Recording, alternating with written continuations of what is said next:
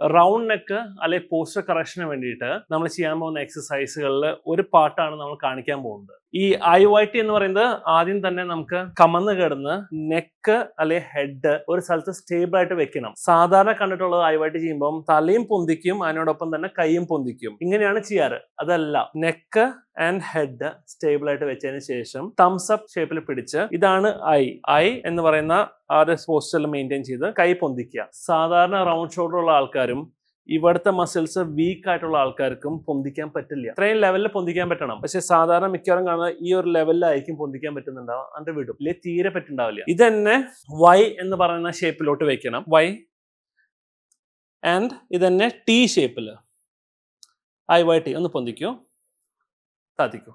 Basic ആയിട്ട് നമുക്ക് ചെയ്യാൻ പറ്റുന്നതാണ്. ഇതിന് അഡ്വാൻസ് ആയിട്ട് നമുക്കൊരു 500 ml ബോട്ടിൽ ഒരു ഹാഫ് നിറച്ചതിന് ശേഷം നമുക്ക് യൂസ് ചെയ്യാം. കയ്യിൽ രണ്ടിലും പിടിച്ച് പൊന്തിക്കാം.